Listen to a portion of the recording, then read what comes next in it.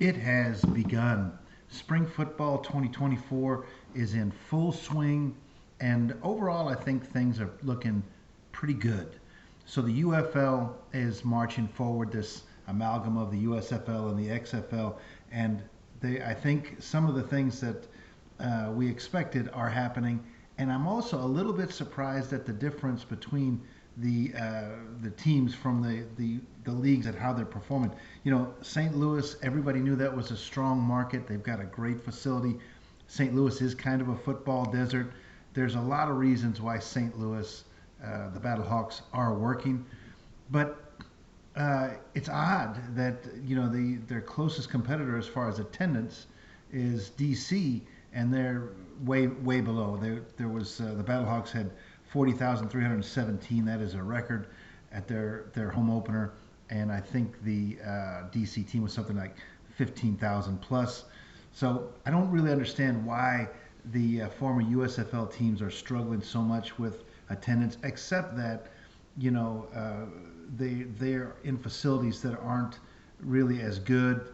The time of year, the scheduling, I don't know, but that cannot survive. So I know attendance is not the main part of the business model for these teams, but just the look of it, the TV product, and if your TV money and gambling money are going to be a part of it, there's got to be excitement around it, and the way that's reflected is through attendance when you're watching it. But we will see. Um, then moving on to the IFL, they are going strong. It's a good looking product. I've been able to watch a few games live, kind of as they're going. When I sometimes when I go to my local sports pub, I will ask that a TV be turned on to one of those games, and invariably people want to watch that. It's a pretty good quality product. But I will say their halftime show. When they had the commissioner on, I think only one time so far this year, and he was giving teasers and he was talking about things that are happening.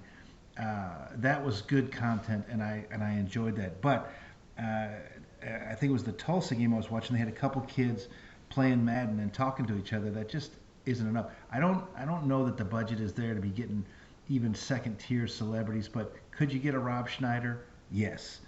Could you get uh, even somebody that the ESPN lost a lot of talent. I would love to see Sage Steele covering one of these games. That would be awesome. I don't know if that's possible, but we will see. And overall, I think they're just moving forward, and I hope that they continue to improve the production value of their product as well, because they definitely leapfrogged the NAL, which I thought was above them before as far as that goes. The Arena Football League getting geared up and ready to go. Some of these franchises look good. The Cats look great. I'm going to probably get to see a Cats game this year. They've got Eli Gold. I mean, again, Eli Gold with somebody else that's got some name recognition calling a game would be a big sell for me, at least, to watch. Um, but the Georgia Force, the team that I would have been able to see, it's now confirmed they're going to be exclusively a road game, a road team this year. I am not real excited about that, but maybe like the Rush, maybe like St. Louis, maybe like their Arizona franchise, they're a big part of year two. So we will see how that goes. I did want to say thank you to everybody. All of the clicks really help. We are gaining subscribers, which is a really big deal. I've been using the community section a lot more. I appreciate that people have been going there, and that's going to allow me to more easily get content up on a more consistent basis. And again, thank you for that.